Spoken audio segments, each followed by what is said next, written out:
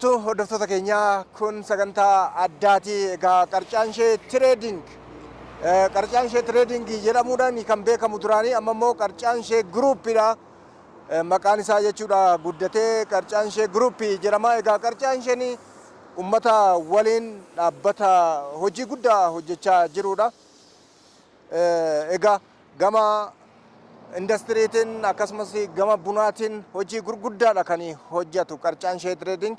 Egaa babal'ina industirii biyya keenya keessatti gahee guddaadha kan inni qabu. Akkasumas immoo buna biyya keenya ammayyeessee biyya alaatti erguudhaan akkasuma sharafa biyya alaa argamsiisuudhaan sadarkaa tokkoffaa irratti kan inni argamu qarcaanshee tireeding. Maarree bizinasiin kiyya yoo guddate qonnaan bulaan guddate bizinasiin kiyyas guddata jedhee dhaabbata yaadudha hordoftoota keenya.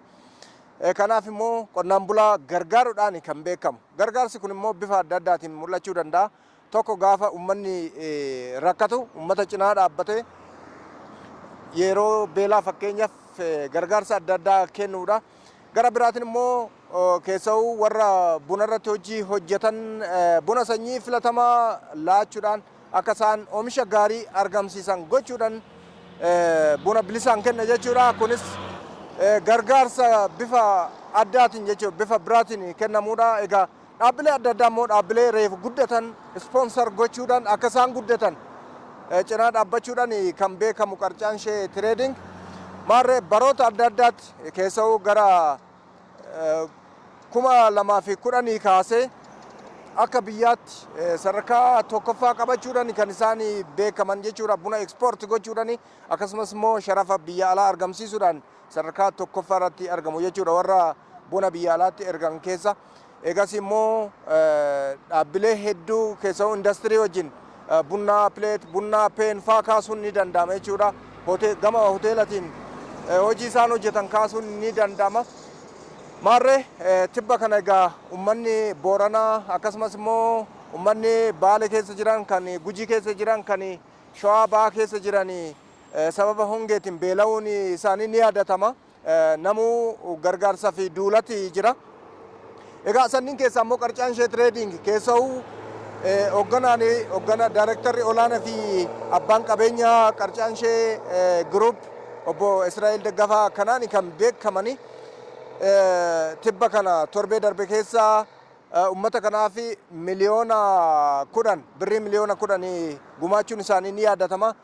Lakkisaa kun qofti gahaa miti haga uummata kana bira dhaabachuun baay'ee barbaachisaadha jechuudhaan har'a immoo akkuma argitanii egaa gara konkolaataa 20 ni ta'u waan adda addaa fe'uudhaan qophaa'aa jiru jechuudha gara Booranaatti imaluudhaan. Egaa akkana odeeffadhetti as keessa margi looniif ta'u ni jira. Akkasumas immoo daakuun kan uummataaf ta'u jira jechuudha. Midhaan nyaataa bifa daakuutiin kan qophaa'ee jira.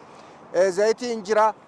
Qorichillee fe'ameeti jira jechuudha. Qorichi kun kan namaa kan loonii jechuudhaan qophaa'eeti jira jechuudha. Mee namoota yaada nuu kennaniin dubbisee isin biraan ga'an faana tura. Gargaarsa hedduu qopheeffateeti jira. Gargaarsi kun immoo kallattii lama hojjeta. Akkasumas immoo dhaabbanni daldala bunaa qarcaanshee yookaan immoo qarcaanshee guruuppii kennuudhaan kan beekamu. Kennaan kun immoo gama buna qalaatiin kan beekamu. Dhaabbata buna qalaa jedhamu keessatti gama sadii uummata gargaara jechuudha. Egaa kallattii lamaan jechuudha gargaarsi har'aatiin kan godhamu. Egaa miidiyaaleen akkuma duubatti argitanii keessummoonni jiru gama Oromiyaatiin kan dhufan jechuudha. Dhaabbata beeksisanii dhaabuu Buusaa Bonafaa Oromiyaa irraa kan dhufan jiru. Nagaataa har'i walitti dhufuun keenya sababii hongeen Baalee Gujiidhaa fi Boorana irratti waan qaqqabee fi kana lubbuu nama hedduu fudhataa jira. Loon isaanis dhumaa jira. Iddoon isaanii isaan loon waan ittiin bulan looni saawwan kun dhumnaan bishaan jiraachuu baannan saawwan kun waan dhugan hin qabanii margis hin biqilu margis waan nyaatan hin qabanii midhaanis waan fudhatan hin qabanii jiruun isaanii kanarratti hundaa'e namni dhumee jechaan loon dhuman jechaan namni dhumee jechaan. Kanaafuu rakkoo kanammoo miidiyaa hedduu irratti argine karaa hedduu argine karaa hedduu dhageenye innaa kana nu lapheen keenya cabee attamitti ciifnee bula jennee yaanne karaa keenyaa otoo karaa dhaabbata keenyaa karaa tokko yaanna hojjetaan immoo hundumtuu walitti qindaa'ee attamitti calluma jennee teenya warra kana haadhoo keenyan abbaa keenya obbolawwan keenya attamitti teenya ilaallama humna keenya hin gargaara jennee kaane miliyoonii 10 walitti qindeessine fuulduras immoo itti fufnee hin gargaara jennee yaanna amma rakkoon kun furmaatutti amma furmaata argatutti amma ongeen kun dhaabbatutti obboleeyyoon keenya lammii keenya otoo nuti jirru dhumaati isaanii itti fufuu hin barbaachisaa miti nuti dhaabu nu barbaachisaa itti fufnaa kanaafuu immoo nu keessaa immoo warri ergaa keenya nu geggeessanii jaratti nu kennanii laphee keenya yaanni nuti qabnu kan nu ibsanii nu keessaa fillee hin jiru isaan dhaqanii yaada keenyas nu himu waan nuti amma isaanii qopheessine waan xinnaa ollee ta'ee itti nu kennu jennee yaanna kana yaadni keenya kan ibsuu danda'u. Tole ammas itti fufna. Egaa dhaabbanni daldala bunaa Qarcaanshee akka duriitti akka ammaatti immoo Qarcaanshee Group hojjetaa qaba akkasumas immoo waldaa walgargaarsaa kophaatti uumeeti jira. Waldaa walgargaarsaa sun immoo buna qalaa chaaritii yookaan immoo waldaa walgargaarsaa buna qalaati kan inni jedhamu. Obbo waan gaariidhaan guddisnee galateeffannaa. Egaa hojjetaan isaanii kophaatti walitti sassaabuudhaan lammiin keenya beelan miidhamuun qabu jechuudhaan miliyoona 10 arjoomaniiti jiru. Ulfaadhaa galatoomaa jennaani. Egaa lammiitu lammiidhaaf qoricha wanta ta'eef uummata cinaa dhaabatanii kun immoo muuxannoo yeroo dheeraati jechuudha. Egaa akkuma sila kaase immoo buna qalaa chaaritii Qarcaansheen kallattii hedduudhaan uummata bira ga'a. Tokko uummata isaa gargaaruudhaan buna qalaa walgargaarsa buna qalaa kana uumeeti jira. Waldaan kun tanaan dura manneen barnootaa ijaaruudhaan kilinika ijaaruudhaan daandii ijaaruudhaan akkasumas immoo bishaan lafa jalaa baasee uummata biraan ga'uudhaan manneen fincaanii ijaaruudhaan uummanni kun akka fooyya'u jiruuf jireenyi isaanii akka fooyya'u hojjechaa ture. Amma immoo gargaarsa kana egaa gochaa jiru. Akkan odeeffadhetti miliyoona 20 kan ta'u gama chaaritii buna qalaa kanaatiin kennama jechuudha. Asirratti obbo Gammachuu Baqqalaa hojii gaggeessaa buna qalaati. Isaan immoo dhufaniitu yaada nuu kennu. Obbo Gammee garanatti. Maqaan koo Gammachuu Baqqalaan jedhama. Baheen hojii koo itti aanaa qindeessaa dhaabbata tola ooltummaa buna qalaati. Tolta walii jalatti gargaarsi amma geessuudhaaf jirtan kun nama akka ta'u nama mamni gargaaruu akka danda'u gosaanis yoo jiraate yookaan immoo waan biriif gochuudhaaf jirtan yoo jiraate walumaa galatti nu ibsa. Walumaa gala gargaarsi amma dhufe kun gara naannoo miliyoona 30tti ani bahee miliyoonni 10 gara hojjettoota Qarcaanshiiti miliyoonni 20 qarama Qarcaanshii mataa isaatti dhufe.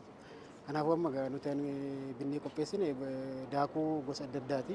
Nyaata daa'immaniif oolu gosa adda addaa marga looniis walumaa gala naannoo konkolaataa 21 qopheessine godinoota 4 Booranaa Gujii 2 Baalee Bahaati kana qopheessine jirra jechuudha. Kan itti dhufee ammaa jiraatanitti. Tole gatii guyyaa irraa kana gargaarsa kan taasisaa jirtanii hawaasa keenya bal'aan dhaabbileen adda addaa maal gochuu qabu? Sagalee keessaan kaasaa.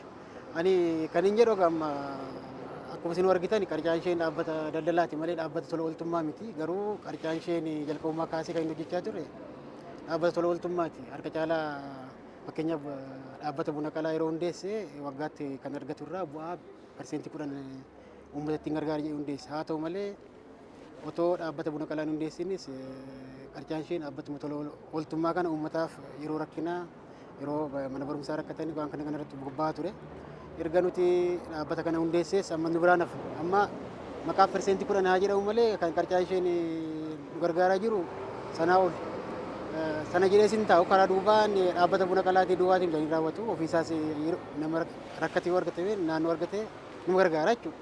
Inni dhaabbanni tola ooltummaa naannoo kee jiran yeroo ammaa kana lubbuu eeguu irratti hundi isaanii otoo harka wal qabatanii bobba'anii nuti samma keenya dandeettii keenya kunoo qajeelchine irraa kanarratti dhaabbatu. Dawalan jira maali gurgurti bilbila sana boodin birrii margaa fi birrii kuma ja'a. Hundeen buqqootti itti fufnaa kan jedhu qaba. Tole gama biraatiin immoo gargaarsa irra deemnu kuni karaa Ka birrii kuma ja'a jira akkaawunti irratti qoyina sirkii isaas ergamu.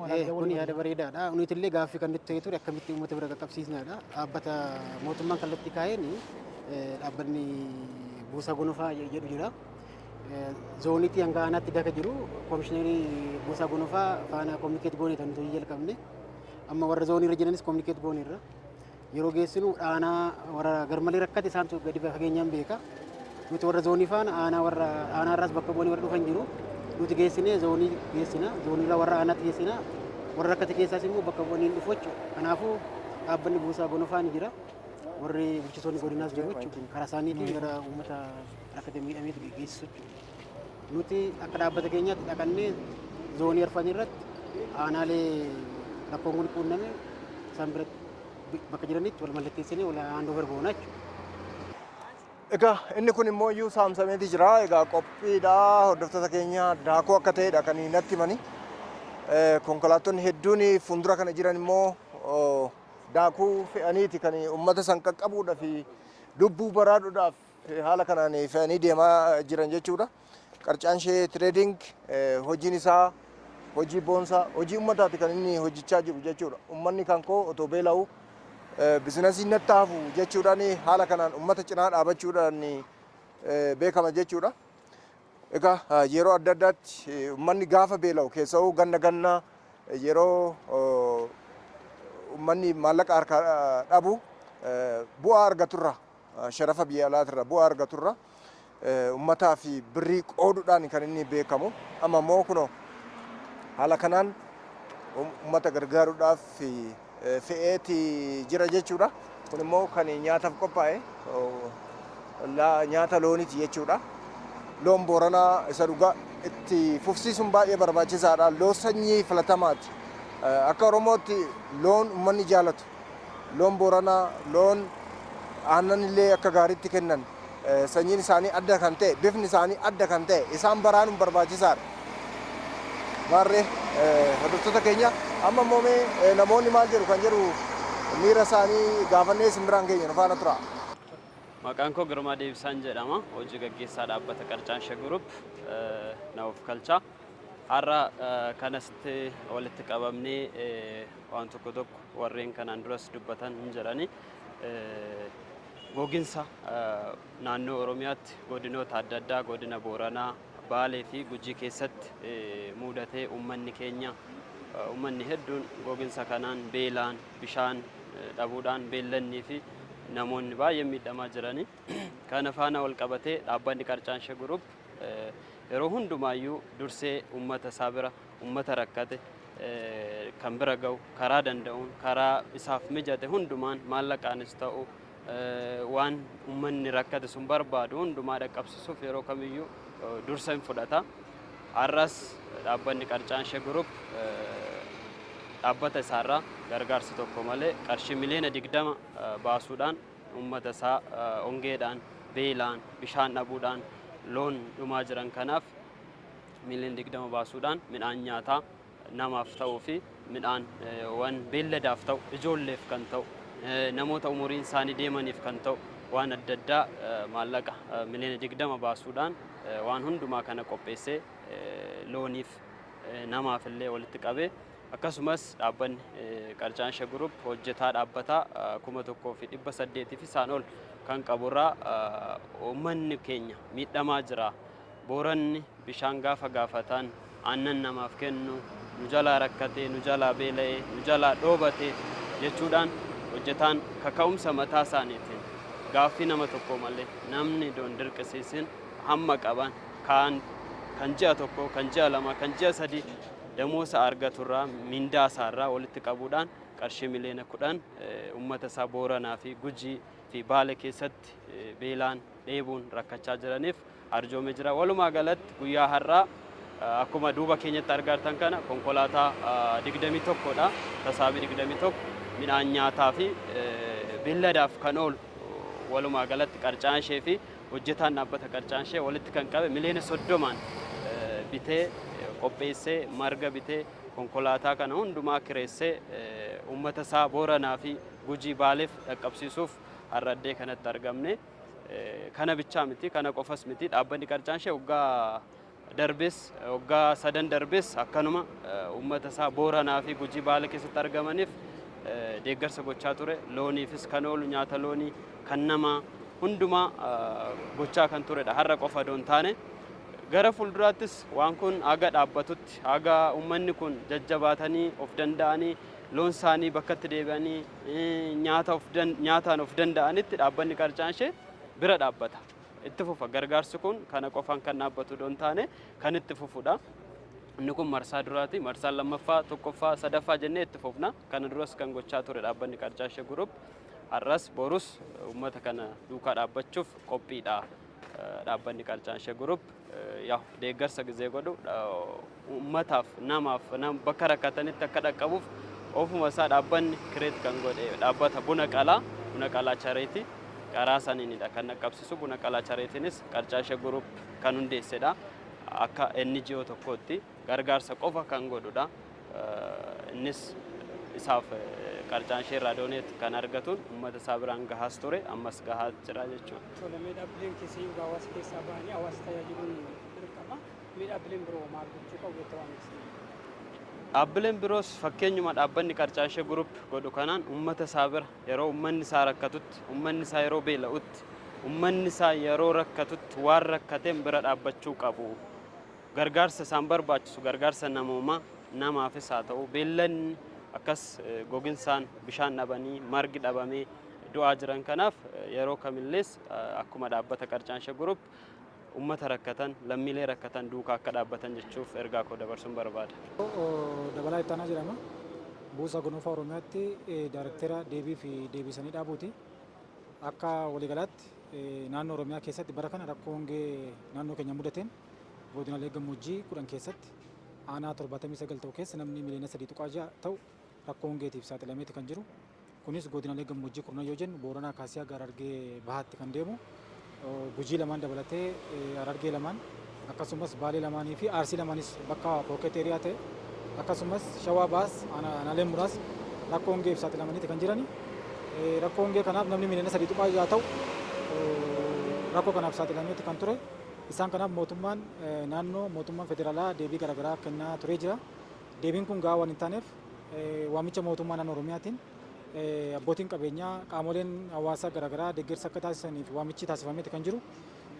Waamicha taasifame kanaan Qarcaanshee waamicha keenya kabajee hawaasa kanaaf nutu jira. Utuu nuyi jirru hawaasi kun beela'uu hin qabu. Utuu nuyi jirru hawaasi kun rakkachuu hin qabu jechuudhaan maallaqa miliyoona 30 ol ta'u. Baay'ee geejjiba tun dabalatiin kan amma miliyoona 30 jedhame bittaa qofaadha miliyoona 30. Geejjibnis kostii guddaa qaba. Geejjiba waliin maallaqa miliyoona 30 olitti tilmaamamu hojjetaa isaarraa qarshii miliyoona 10 baajata isaarraa immoo qarshii miliyoona 20 baasee akkaatuma rakkootiin godina Booranaatiif qarshii miliyoona 10 itti kan tilmaamamu. Godina Baalee baatiif qarshii miliyoona 10 itti kan tilmaamamu. Akkasumas godinaalee Gujiif Gujii lixaatiifis qarshii miliyoona 10 itti kan tilmaamamu. Godinaalee kana sadaniif godinaalee kana arfaniif deeggarsi nyaata nama keessattuu yeroo ammaa kana rakkoo guddaa ta'aa kan jiru rakkoo hanqina nyaataati. Isaanis kana hubatanii nyaata dabalataa daa'immaniif ta'uu danda'u. Akkasumas daakuudhaa fi beelada keenya immoo seef gochuudhaaf nyaata beeladaa geejjibsiisuudhaan yeroo ammaa kana fidanii jiranii. Maqaa kanaaf Qarcaanshee galateeffachuu barbaanna. Kan deemaa jiru kunis gama buna qalaatiin akka inni geejjibamu akka inni achi gahuudhaaf duukaa jira. Asumaan erga dabarsuu barbaannu yoo jiraate deeggarsi kun deeggarsa hawaasa keenya hongeedhaan miidhameef dhufeedha. Qaamni daandiirra jiru, qaamni ofitti fuudhu, aanaan, godinni, aanaan, gandi deeggarsi taasifamu kana nama rakkate bira akka gahuu qabu. Nama rakkateef nama rakkate qofa bira gahuu qaba. Itti yaadameeti kan kennamaa jiru. Rakkachuu hin qaban jedhameeti kan kennamaa jiru. Lubbuu nama tokko seef gochuu qabna jedhameeti kan kennamaa jiru waan ta'eef qisaasama tokko malee itti fayyadamisa rakkata hongeedhaan miidhame kana qofa biraan akka gahan asumaan ergaa dabarsuu barbaada kana jechuu barbaada jechuudha. Tariitii xiinxalli isaa hojjetamee yoo jiraate nyaanni loonii beeladaa amma fe'ame kun kan namaas nama ammamiitiif beelada gamiitiif gargaaruu danda'a jedhamee wanti lakkoofsan jiraate yoo jiraate tonutti. Akkuma beekamu deeggarsi amma miliyoona 30 bitamu kun yoo xiqqaate nama 15,000 ol ji'a tokkoof hin gahaa jedhameeti kan yaadamu. nama 15,000 ji'a tokkoof gargaaruu jechuun nama xiqqaa waan xiqqaa miti baay'ee xiqqaa miti jechuudha. Akkasumas beelada qabnu keessaa kallattii mootummaan naannoo Oromiyaa kaa'ee jiruun beelada hunda seef gochuu hin dandeenyu. Peersentii 10 bireedingi istookii isaanii hambisuudhaaf jedhamee hojjetamaa jira waan ta'eef kan ji'a tokkoof gahuu danda'u beelada 8,000 oliifis ji'a tokkoof gahuu danda'a waan ta'eef deeggarsi taasifameef maqaa mootummaa naannoo Oromiyaatiin maqaa buusaa gonofaatiin maqaa hawaasa naannoo keenyaatiin qarcaan ishee galateeffachuu barbaanna. Ammas rakkoon kun godinaalee hin tuqamin jiru. Harargeen rakkoo keessa jira. Arsiin lamaan pookeet eriyaa rakkoo keessa jira.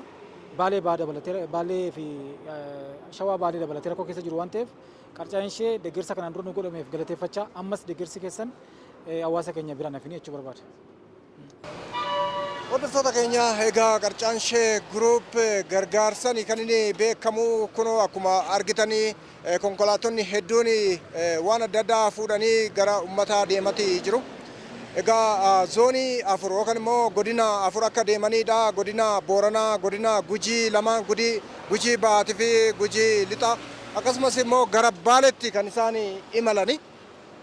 Nyaata loonii akkasumas immoo daakuu nyaata dabalataa daa'immanii qoricha adda addaati fuudhanii kan deemaa jiran jechuudha.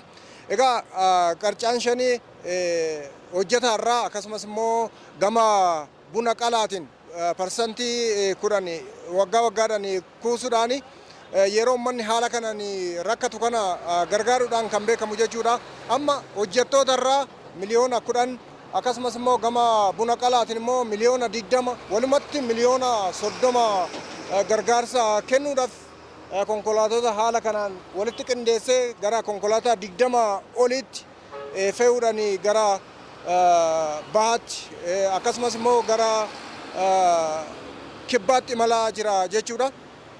Egaa uummanni naannoo sanii keessa uummanni Booranaa yeroo ammaa kana dararamaatti kan jiru. Uummanni yoo bishaan gaafatan aannan namaa kennu akkamitti beelaa jechuudhaan gargaarsa kana kenne jechuudha. Qarcaan ishee tireeding tanaan duras kennaatii ture. Kenni keenya kana qofaa miti gara fuulduraas itti fufaa jedhaniiti jiru. Aga uummanni keenya beela'utti bizinasiin keenya homaa miti uummata keenya cinaa dhaabanna jedhaniiti jiru. Egaa ulfaadhaa galatoomaa jennaan.